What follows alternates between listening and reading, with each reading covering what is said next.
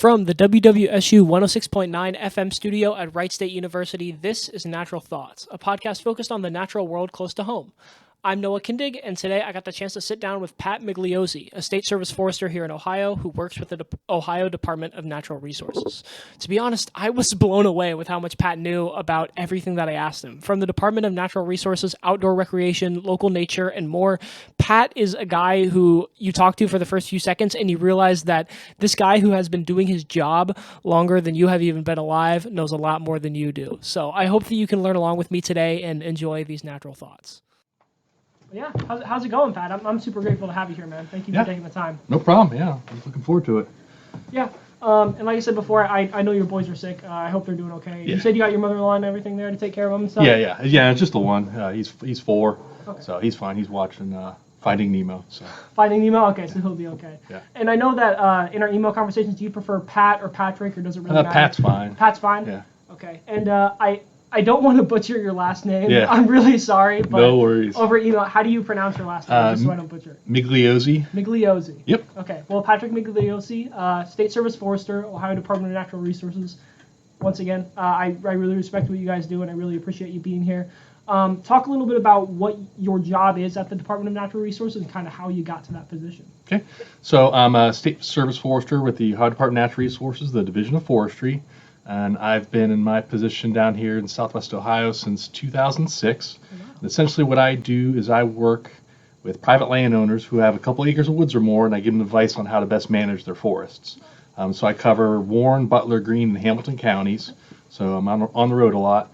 And yeah, if a landowner, if they've got 15 acres of woods and they want to manage it for having a healthy woods, or watching wildlife, or making maple syrup, or maybe they've got a corn and soybean field and they want to convert it into a woodland, then I give them advice on what best trees to plant and that sort of thing. And have you been working for the Department of Natural Resources since 2006 or even longer than that? I started actually interning in 2004. Wow. So I went to Ohio State. Yep. In a bachelor's degree in forestry, natural resources. And I started interning in 2004 in the summer, and then all through the winter, and then forester in Northeast Ohio, where I'm originally from, was having back surgery, and they asked if I could fill in for him. And I said sure, because I'm originally from that area, but I still had a quarter left of school. So I said, well, I still got school to do. Is it okay if I work on the weekends and then school during the week? So they were fine with that. So Monday through Friday, did my schooling. Friday, last class let out at like 11. Did about a 3.5 hour drive to the office. Did office work on Friday, Saturday, and Sunday. Did field work, and then drove back down to Columbus. And then after I graduated from school, I worked there until that forester came back. And then after that, the Division of Forestry got a grant to hire a full-time temporary forester in Northwest Ohio to deal with the emerald ash borer. Mm-hmm. So I went and worked up there for a year. And then, so that was 2005, and then 2006, the forester down here in Southwest Ohio, Chris Hodgins, she retired, and I applied for it and got the job and been here ever since. Yeah, and so you went to Ohio State, so it sounds like you're from Ohio originally. Mm-hmm. Are you from this area, or are you from kind of somewhere else? Northeast Ohio, up near Youngstown. Okay. Yeah. So it's still kind of local area, Ohio-related ways. Yeah. So I guess the biggest thing that's crazy is you don't look that old, and I don't mean offended by this. I didn't know what you looked like, so when you walked into the student union this morning, I saw the jacket, flannel. I saw the flannel. I'm like, I think that's my guy. I think that's Pat. The flannel and the beard, yeah. But it's crazy to me that you've been doing this job. I was born in 2003. Yeah. You've been doing this job almost as long as I've been alive. Yeah. Are there things that have kind of changed about the job as you've evolved, or is it really kind of the same? A lot of the stuff in the woods is the same, but so one of the things we do is provide management plans for landowners. So a written plan, a summary of basically what they have in the woods and what they need to do to take care of their woods, their forest. One of the biggest things that's changed is the technology. And when I first started, we would provide a landowner with a map. Because of woods, we would break the woods or the forest up into different stands. So basically one area that's pretty similar, and then another area that's different from the first area. So you'd have say 2 different stands in the woods. So the maps we used to use would just be old survey maps, or we'd just take a photocopy of an aerial photo and then just draw with a hand, the property boundary, and then with a highlighter mark off the stands. We're doing it all with GIS stuff. So that's definitely one of the biggest changes. But a lot of the stuff in the woods, is kind of the same. Teaching the landowners what trees are what and how to best manage it for it, how to best manage for it. Some new things pop up, like invasive species, invasive plants that create a lot of challenges. Yeah. And what does that, I know you talked about kind of helping landowners manage their land. What does a typical day on the job kind of look like for you? Are you receiving calls? Are you going out to meet with people? Is it a desk job? What does that typical day look like for you? So work, typically Monday through Friday. Wednesday I try to keep as my office day. And so that's where I'll field calls and things like that and emails. So if it's, say, a Monday, maybe I have 2 appointments that day, so I get up, get the file. If it's a new landowner, I usually print up a map and some fact sheets for them, and then go out to the property, meet with the landowner, figure out why I'm there, what they want to manage it for. There's some programs to help landowners control invasive plants. There's a tax break program.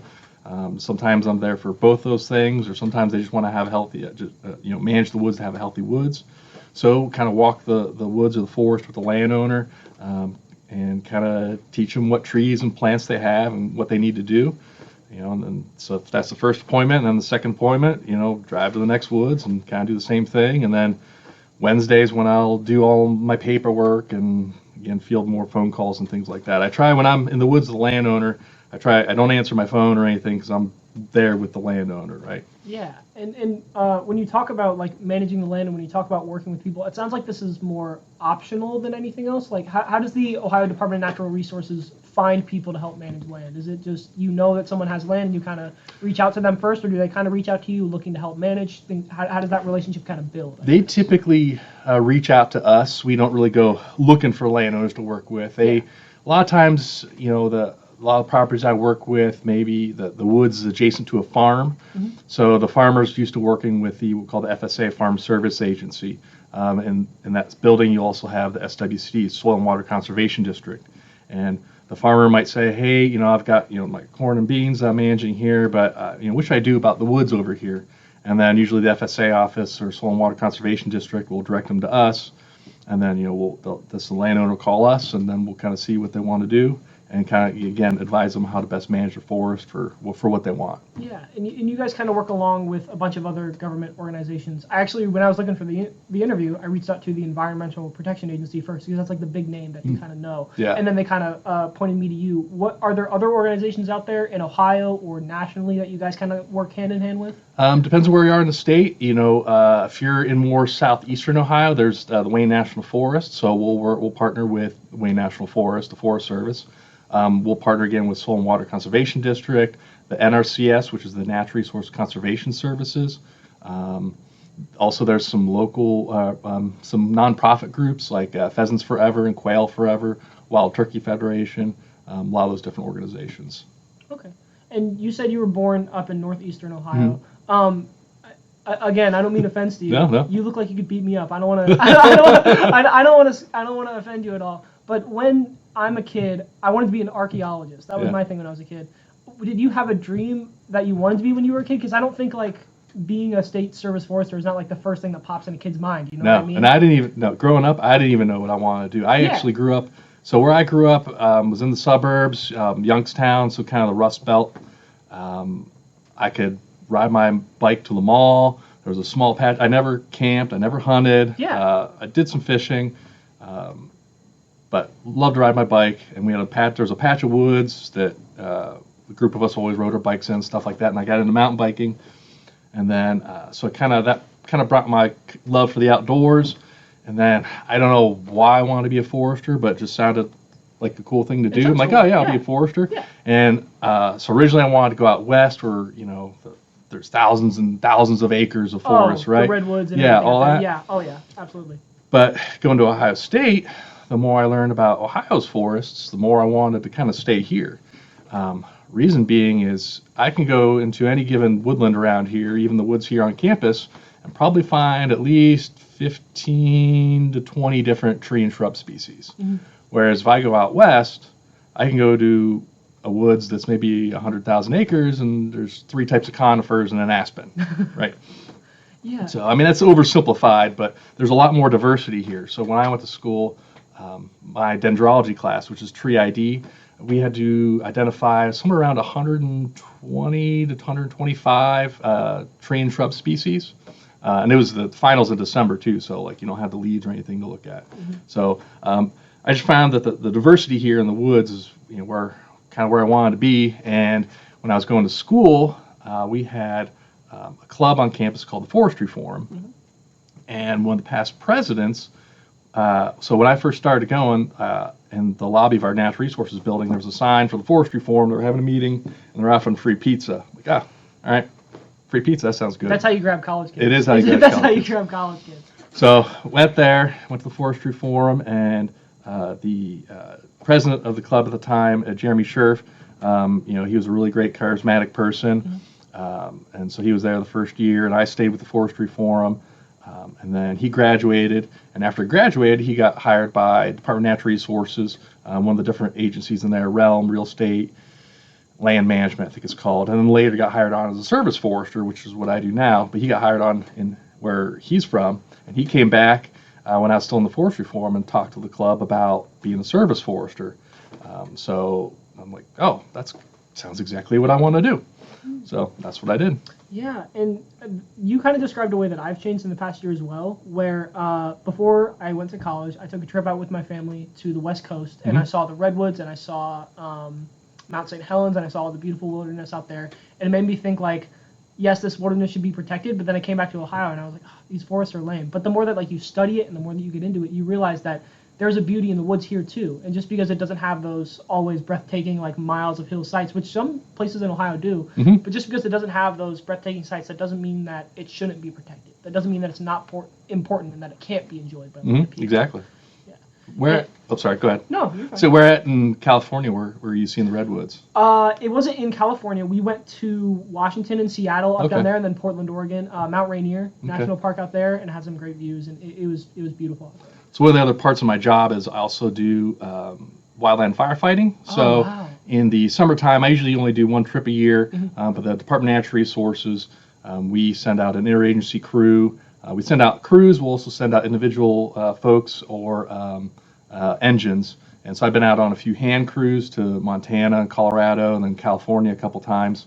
So just this past year I was on an engine in was at Mendocino National Forest, and then the year before I was on an engine in Six Rivers National Forest, which is there's a lot of redwoods there. And so I drive in every morning to the station we were reporting to. We had to drive through redwood forest. So that's cool. So you guys even get to take trips out to California and stuff just to help because they need the help sometimes. Yeah. So when we do our interagency trips, it's we go and it's 14 working days, then travel on either end. And a few years ago we sent a hand crew up to Alaska. I couldn't go on that one unfortunately, but that would have been an interesting one. Yeah, amazing sights. Yeah. But yeah, it really like when you learn more about the woods here in Ohio, there is a big diversity of plants and animals, and there are over 300 species just in our own campus woods of plants and animals and things to study. So that's been something that has really fascinated me kind of over the past year. And wondering a little bit about those trips to California and the one that you didn't get to take to Alaska. Does this job, because you weren't a hunter and fisher or anything like that as a kid, does it meld into your personal life a little bit? Like when you study this for your work, do you find yourself like going hunting and fishing and things on the weekends? More than I used to, or not as much now as I used to, because I got 2 boys, a 7-year-old and a 4-year-old, so they keep me pretty busy. But we'll go out hiking and stuff, and it definitely bleeds into the personal life. Again, which hiking and mountain biking, do a little bit of hunting here and there and fishing, I just like being in the woods. Absolutely. Yeah. So. And talking about the Department of Natural Resources and recreation is a big thing that we wanted to talk about today. We usually think of humans as like, maybe it's a media thing, maybe it's just the way that we think. We think of humans as like toxic to the environment. We think of them as like whenever humans build something, the environment gets destroyed. In the Department of Natural Resources, or even like in our personal life, the big question I want to ask you is, how is there a balance? How do we make a balance of enjoying the environment without destroying it or without altering it too much? I think the biggest thing, there's a few things to recognize, is that humans have always interacted with the environment and managed it. And the Native Americans, for example, they used fire quite a bit on the landscape. And And one of the things that, the pioneers did, and especially, in the early, the 1900s, we stopped using fire in the landscape, and that's one of the reasons why a lot of the fires out west are bigger. But even here in Ohio, the Native Americans used fire to manage the forests, and we're putting that back in, doing prescribed burns on our state forest lands. So we've always, humans, like I said, have always, worked with nature and been in nature, but we need to, I think, get back to getting to your question about recreation. Getting out there to enjoy nature more, because the more you get out there and observe and enjoy it, then maybe the more you will respect nature more and see the value in nature. Yeah. There's a really good book I just read recently called The Comfort Crisis. This author's name is Michael Easter. Have you heard this book? Heard of this book, haven't gotten a chance to read it, really want to. It's really good. Oh, yeah. So in there, he talks about, I wrote actually some notes down on it. Yeah. He found this researcher, she's a neurologist, PhD, Rachel Hotman. She developed this thing called the nature pyramid. And there's this rule that she developed at 20, 5, and 3. So 20-minute walk without a phone in just even a tree-lined street, or a small pocket park in a city, or like the woods you have here. Just a 20-minute walk 3 times a week without really looking at your phone or anything, and just listening to nature will greatly reduce your cortisol levels and have a boost in your cognition and memory. So each month, try and get out 20 minutes 3 times a week if you can, into even, like I said, just a nice tree-lined street. And then she says 5 hours a month in a more well-established park, like John Bryan State Park or Cedar Creek State Park, for about 5 hours. Kind of get relaxed and restored more. Again, try to be off your phone as much as possible. And then she recommends 3 days a year where you're more immersed in nature. Going on that big camping trip. Go a big camping trip, exactly. And it basically causes your brain to ride these alpha waves that a lot of people experience when they go into deep meditation. But you can get this without going into meditation. You just go and enjoy nature. And again, it's gonna help reset your brain, reset your thinking, boost your creativity, and kind of help you with burnout. So it's good to try and do that, at least once a year. Try to go for a long weekend if you can, out and, like I said, a nice good camping trip. And I try and do this personally. I go with a buddy of mine. We try to go to Monongahela National Forest in West Virginia, usually once a year. And a lot of times where we're at, cell phone doesn't work, and we're there for 3-4 days, and you just come back feeling refreshed. Yeah, and looking at, I guess talking about the benefits that those outdoor spaces can bring. Normally when we think of the benefits that nature brings to us, we think of the air we breathe, more, I guess, scientifically realizable things. Are those the main ones? Are there other ones that just having even a simple outdoor space as a woods just right in your backyard can bring to that community? Oftentimes, in more urban environments and larger cities, having a forested canopy in that city. Yeah. I don't have the stats with me, but it can actually reduce stress levels and actually reduce crime in those areas. And a lot of it is because it's reducing those stress levels and seeing those bigger trees, larger, more canopy space. You get more shade. You see more greenery. You get to see more with large branches and different shapes. I can't remember the term. Basically, all these fractals that you don't really get in a city just by seeing flat, plain concrete surfaces. So all those things again kind of reduce stress levels and boost cognition and things like that. That was one thing that I was kind of hesitant to actually ask you about, because I know that we live in Ohio, but when you see these things like I think it might be Boston, who is taking subway stations, putting them underground, and putting nature areas where those subways go, or when you see new buildings that are being put up of these skyscrapers but have nature and stuff all around them, it seems like we're starting to realize these benefits and starting to not only wish that we can make them a reality, but make them a reality even in big cities, which is really cool to see. Oh, yeah. And it's cool to see these things outside of Central Park in New York City is a huge iconic location, but even starting to see outside of Central Park little trees just put up on the sidewalks and things like that. Hopefully we'll see those benefits in the next few years, and hopefully we'll continue to see those things grow. Oh, definitely, yeah.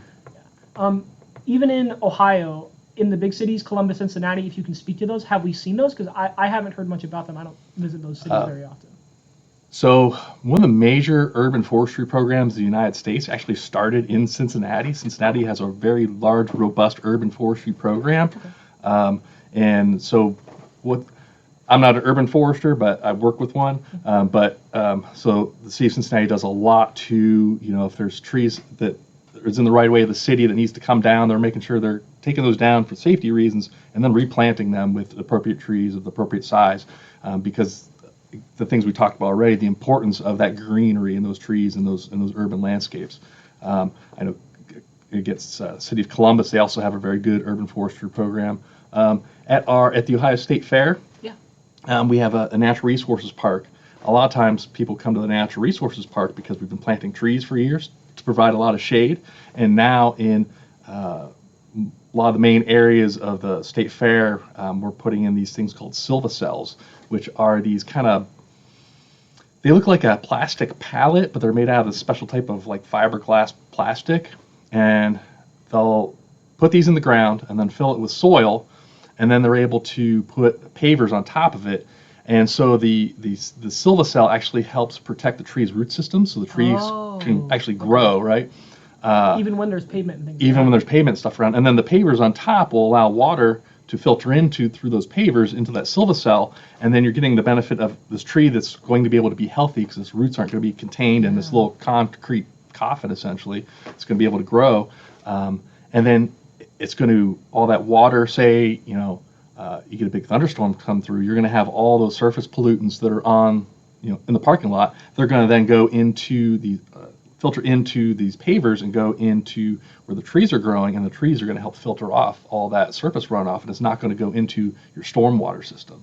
So it's going to help, basically downstream pollution from that parking lot. It's going to stay, and those trees are going to filter that stuff out. So not only are we evolving the way that we treat things in like our local areas here in Fairborn and then like woods kind of out in rural Ohio, we're evolving how we incorporate trees and nature into our cities. That's so cool. I didn't know anything about that concrete thing that you were talking about. Yeah, those silvacells. Yeah, they're really cool. And I know the city of Cincinnati is starting to use them. I believe Columbus is using them, and I could be wrong, but I think they're even using them at the Cincinnati Zoo. I could be wrong about that, but I know that like the Cincinnati Zoo, they've got a horticulturalist on staff, and if you've ever been down to the Cincinnati Zoo, there's all kinds of really cool, neat native plants all over the place. Yeah. And I imagine if this works out, we'll start seeing it in things like Cleveland, Toledo. Oh yeah, if they're not doing it already. They're going to do it soon. Yeah. Let's see. What else did I have? You're answering all my questions beautifully, man. You've got me stumped here. I guess moving our focus back to rural Ohio, you talked about burning forests and making sure that the forests are healthily able to grow. Mm-hmm. What does that mean in a sense where forests are healthily able to grow? Are you burning them so that the trees aren't being choked out by other plants? Like, what does that healthy burning do? So, I'll get to what I studied, silviculture. Silviculture is the art and science of growing trees, right? So certain trees have different light requirements. Actually, just plants in general have different light requirements. Yeah. Oak trees and hickory trees, for example, in terms of light tolerance, they're kind of medium to intolerant to shade. So they need some more sunlight.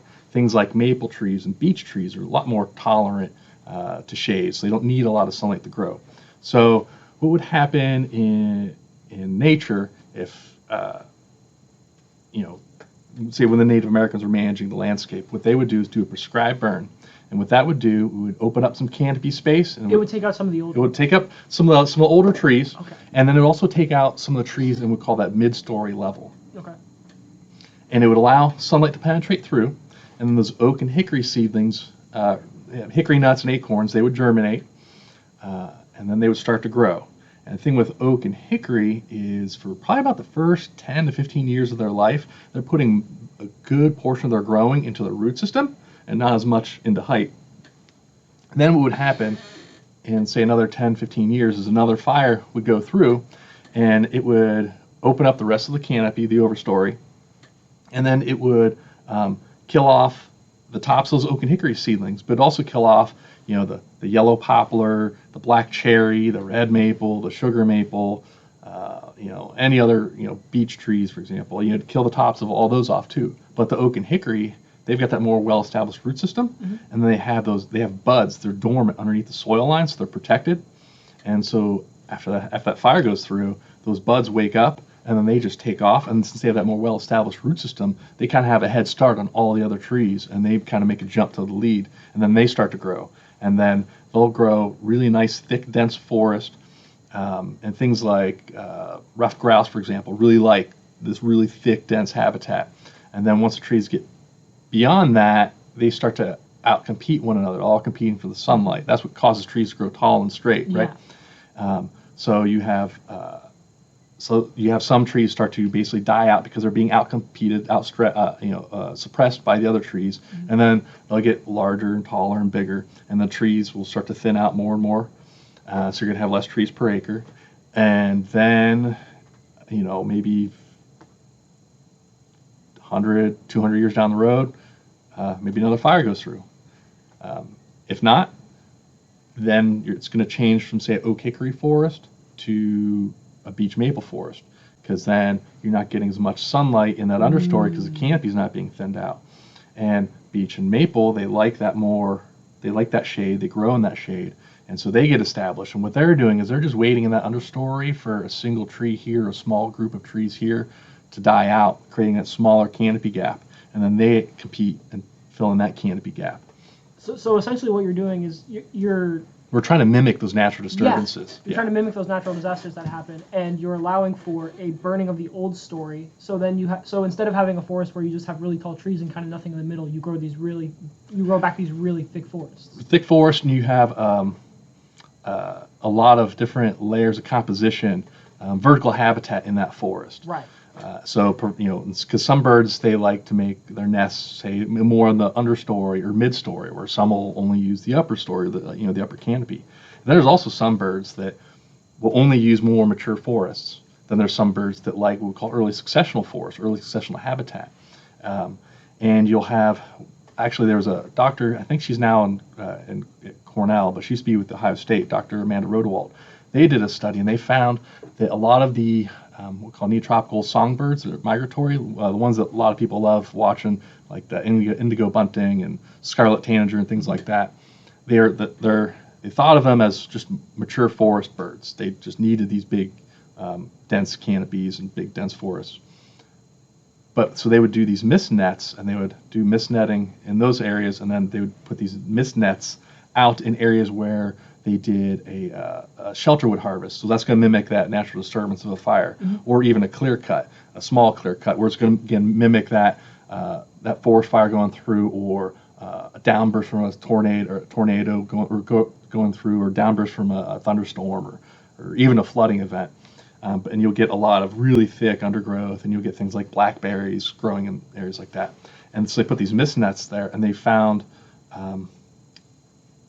these mature forest birds were using these early successional habitat areas. So the ones that they thought needed these, and they still do need those more mature forested areas, but they found out they needed these early successional areas too, because of all basically the insects and the fruit, the soft mast in these, in these open, more open areas, or early successional areas.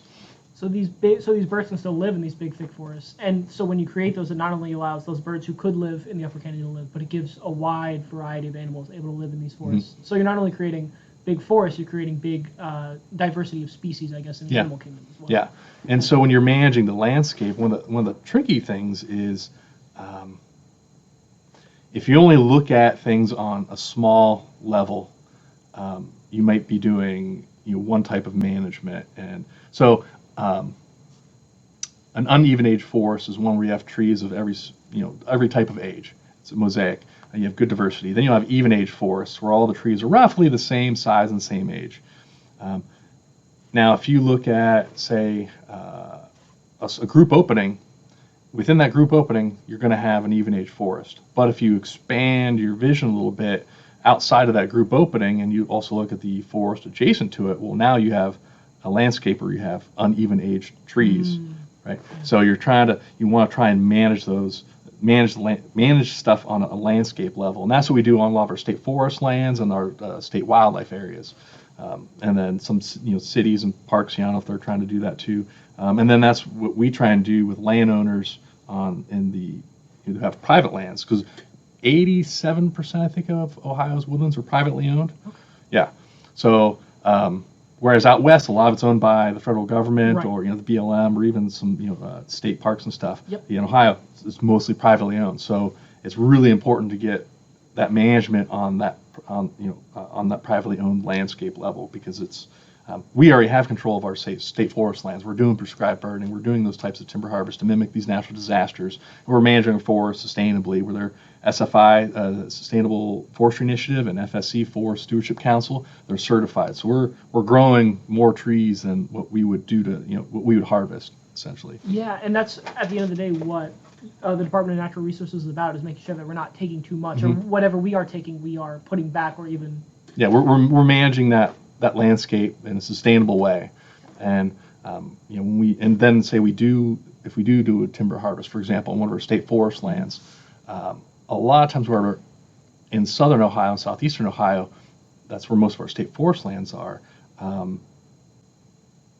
That land, since it's owned by the state, isn't the landowners surrounding there don't get the tax benefit from it, right? So like here in I live in Fairborn. I pay city tax, I pay school tax. Well, in these areas, they don't have as many people living there because a lot of it's state-owned or say federally owned. So when we do a timber sale on one of our state forest lands, we actually take a good portion. I don't remember the exact numbers, but the majority of that timber sale, the funding actually goes to the local schools so that they can buy textbooks and school supplies.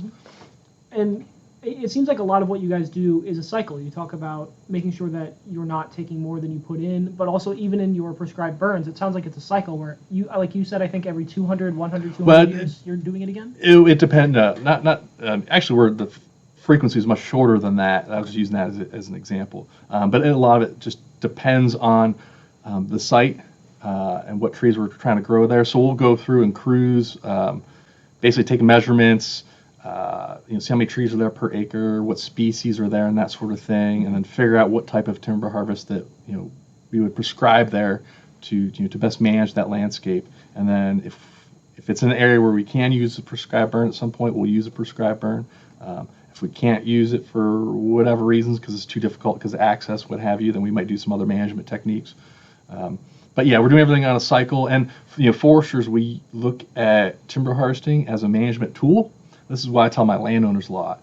If they want to grow, say they want to grow oak and hickory, and they have a big dense canopy, and it's a site that can grow oak and hickory, then I'm going to tell them, look, you need to thin this canopy and mid-story out. I don't care how you do it. If you use a chainsaw, cut the trees and leave them dead standing, create some wildlife habitat, or if you do it through a timber sale, and then with that timber sale, you could use those proceeds to invest back into the property, doing things like controlling your invasive plant species, things like that. So I don't care how you do it, but this is what needs to happen because this is what would happen in nature, and this is how these trees are going to grow. And with a lot of clients that you get, when they say that they want an oak and hickory forest, or I guess when they come to you, what are they usually looking for in terms of guidance? Oh, it's all sorts of things. Like just your expertise, or yeah, just expertise. Some people are more in tune with what they have, and other people, maybe they, inherited their grandfather's property. They live in Cincinnati, and now they live in Morrow, Ohio, and they've got 40 acres of woods. So they might not know as much about what's there. So they might not even know what they want to manage it for. So a lot of times it's going through it again, teaching them what tree species they have, what shrub species they have, and even what herbaceous species they have. So plant herbaceous would be something it won't grow up to be a tree. It'll die back every year, like ramps or ginseng or golden seal, those sorts of plants. And when they usually contact you, is there something that is a common thread about what they want to manage it for? Like, are they usually looking to do a timber sale? Are they usually looking to grow a nice dense forest? Is there something, or does it really just vary? The most common is they just want to have a healthy forest, and they just want to know what to do with their woods. And each wood's a little bit different. In this part of the state, the biggest thing I'm having them do first is control invasive plant species, bush honeysuckle being one of them.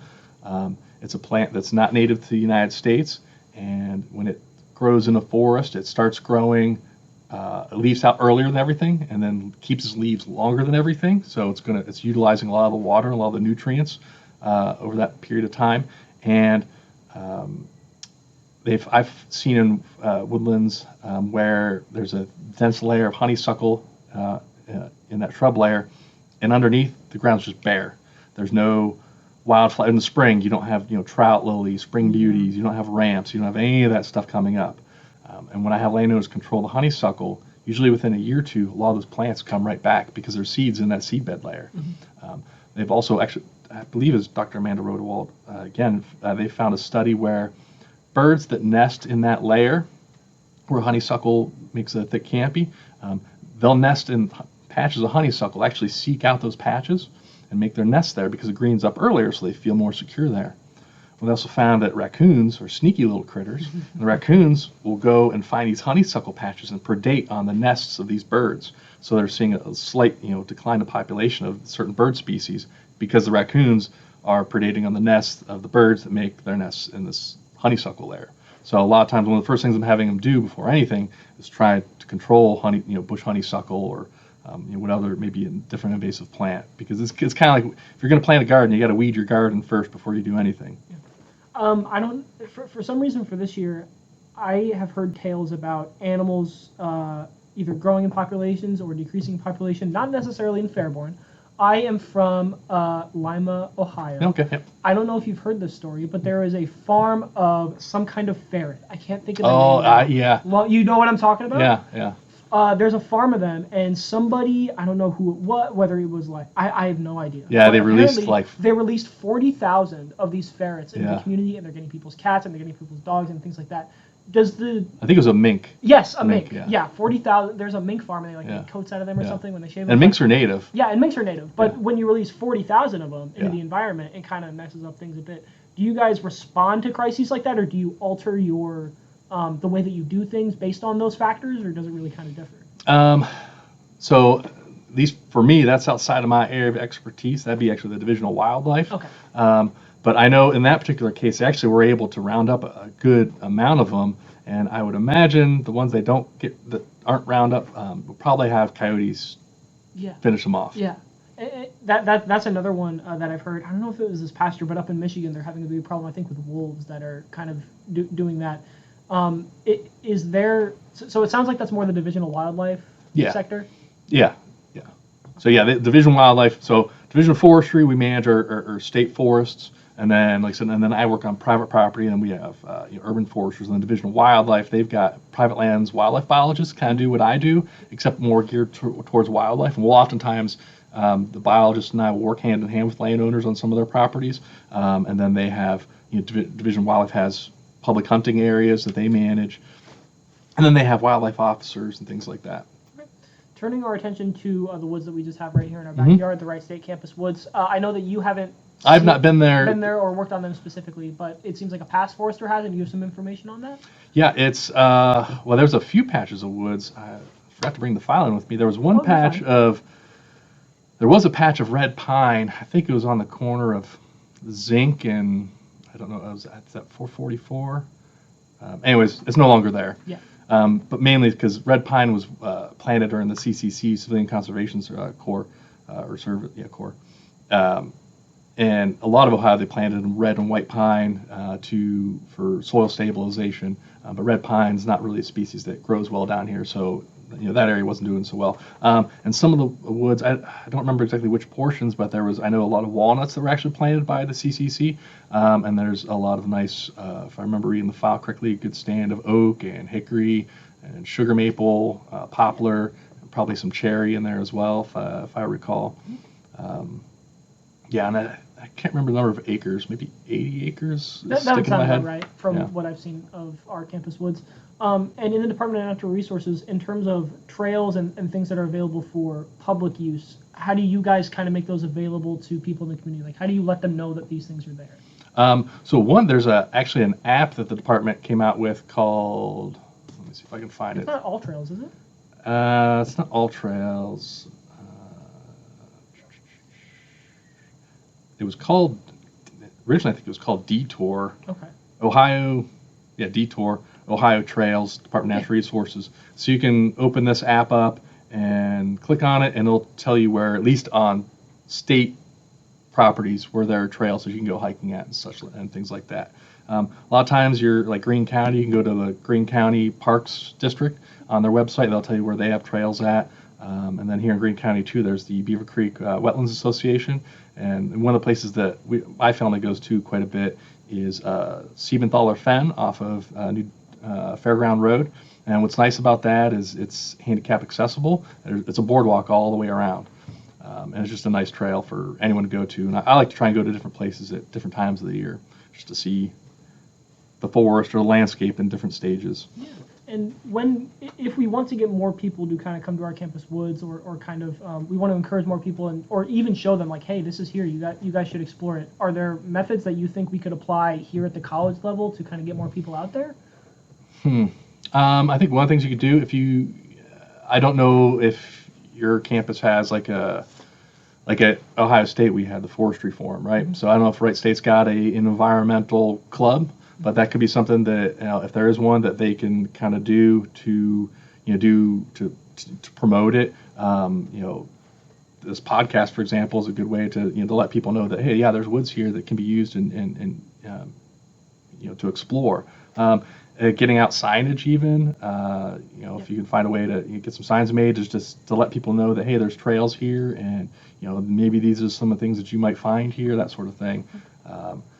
Maybe look into working with, say, like Beaver Creek Wetlands Association. They promote a lot of the natural landscapes around this area, so they might be able to help you out as well. I think that's one of the big things, because if you look on the campus wide map, the woods are there. Like there's a big pictures of like trees and stuff like on that big Google Maps for the campus map, but there aren't the trails there. I think maybe if we had a way to either talk to the university and like get the trails to be like drawn on the map or whatever it was, I think that could get people to. Yeah, definitely.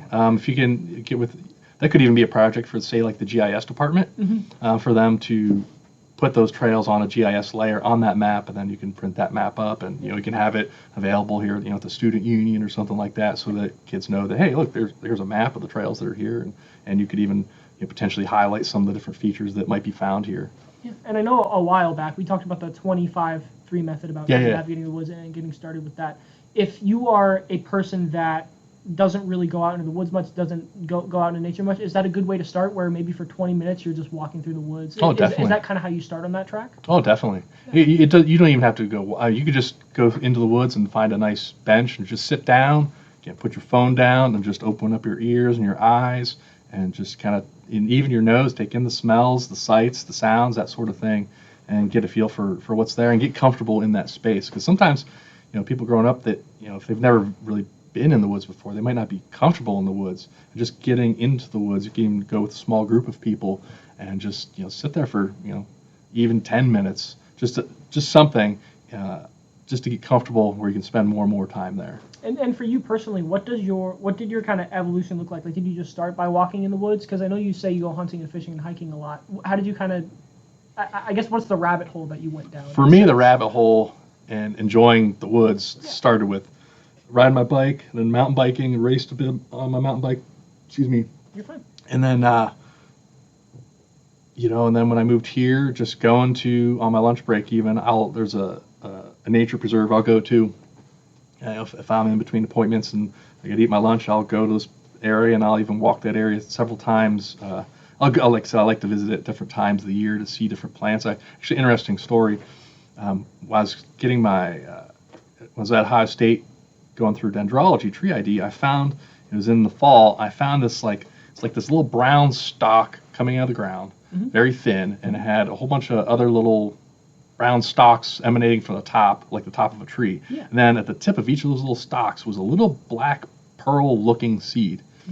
And this was kind of the time before Google was even there. So you couldn't look it up and see, I couldn't what look is it this up, thing? right? And a lot of your flower, I knew it was a wildflower of some variety, and almost all of your flower guides that I'm aware of, field guides, all start with identifying the flower. Well, it's fall, it's already flowered.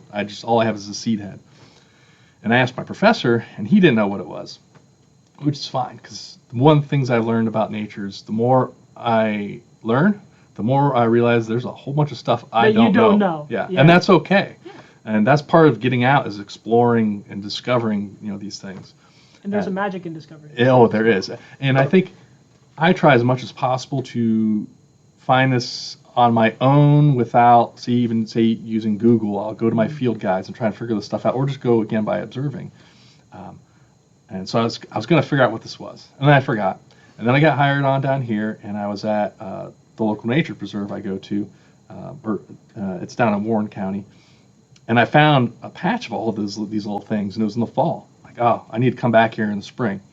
So that following spring, I went back, and sure enough, where this was a patch of this leafy green thing. It was, think of like a big grass, leaf, only 2 inches or wider, and fairly long, say 6 to 10 inches long, and it was coming out from like a little rosette, and it was a ramp, and a ramp is a wild leek. So I found this and picked some, and start eating it. So again, it's getting out, just getting out in nature, and being comfortable being in nature, getting out different times of the year. If it's colder, dress appropriately, and just getting comfortable. And that's a good way to start that journey. Absolutely. And if you start that journey and you realize that I want to make sure that these woods are protected and cared for. If I'm just a normal, dumb, stupid college student, and I want to make sure that the woods in the backyard, or just even the woods back home, are being protected and cared for, how does that start? Depends on where you're at. You can call your local city. Maybe if it's a woods that the city owns, city park, city woods, give them a call and see what they're doing. If it's a larger woods, Ohio State University Extension, OSU Extensions, they've got extension agents. If it's a larger woods, getting in touch with your local state service forester, and they can help you determine how to best manage those woods. So it kind of all depends on where you are, but basically, first thing is figuring out who owns the woods, who owns that patch of land, and then figuring out how to best find the person to manage, or to figure out if it's healthy or not. Yeah. And finally, looking into the future, how do you see the Department of Natural Resources or your job kind of evolving into the future? I know you talked about in cities using those silvacells. Silvacells. I'm gonna have to remember that. I'm gonna have to watch this and remember that term. But using those silvacells, do you see the technology even evolving, like as we speak today? Do you see it changing? It just depends on the different. Yeah, there's always ever-changing technology and how things are going to be used. Like in the wildland fire realm, there's talks of use of drones, whether it's a drone to hold a relay station for communications, or actually, I was on a prescribed. I wasn't a prescriber, and it was a wildfire down in Adams County in November. It was about 180 acre fire, if I remember right. Anyways, we have Division of Forestry. We actually have a drone, and we have an infrared unit installed on it, and so it was actually flying over the fire one day to figure out where the real major hot spots were. So that in the wildland fire realm, they're looking at using drones for even for ignition of getting starting a back burn essentially. So there's things like that. Technology, cell phone technology and the apps, ArcGIS, things we can do with that now, where I can draw a map on my desktop and have it on my phone through ArcGIS or another app called Avenza, and pull that map up and show the landowner right where we are on this aerial photo. Or if I find something really neat and interesting, I can take a point on that and put that into their management plan. Even technology now and using phones to figure out what a plant is. A lot of times you can take a photo with and use a Google Lens thing, and it'll search the internet for what it might be. Although I still like the hard copy books. The hard copy files are always the best. Yeah.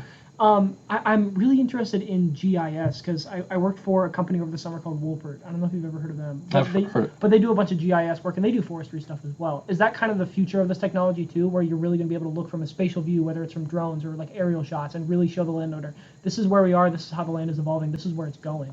Yeah, GIS, and then LiDAR too. Yes. They're using LiDAR. I know a lot in South America, and they're finding, because with LiDAR, they're able to detect just the subtle changes in tree heights and vegetation heights, and they're finding to see the stuff below the surface. And they're finding these vast cities that they didn't know were there before because the jungle swallowed it up. So yeah, I mean that technology, it's hard to say where the technology is going to go because you don't know. You can't look into the future. You can't look into the future. There was an ad way back in I want to say sometime in the mid '90s, and it was with AT&T, and it was this guy on the beach, and he was talking about sending a fax from his tablet on the beach. Well, like at that time they didn't know what email was, but that's what he was doing, sending an email. Yeah. So it's hard to look in the future to know how that technology is going to evolve, but it's going to be interesting. And that email is how we just communicated today, back Yeah. and forth within seconds. So. Exactly. Well, Pat, it's been an absolute pleasure having you here. You have taken my mind off of finals and stressful things for about 45 minutes and just talked to me about some amazing stuff with the forest. So I really, really appreciate it. Thank you No for problem. coming in today, man. No problem. I appreciate it. Is there anything else that you'd like to talk about, or is that kind of all for you? No, I think that's, unless you have any other questions. That's all I think of. You burned me out of questions, man. You got me stumped here. I'm done. But for Pat Migliozzi? Yep, that's right. For Pat Migliozzi across the studio, my name is Noah Kindig. This has been Natural Thoughts. Thank you so much for being here today, Pat. And to all of you out there, take care and do some 25-3. Explore the forest. Get out there.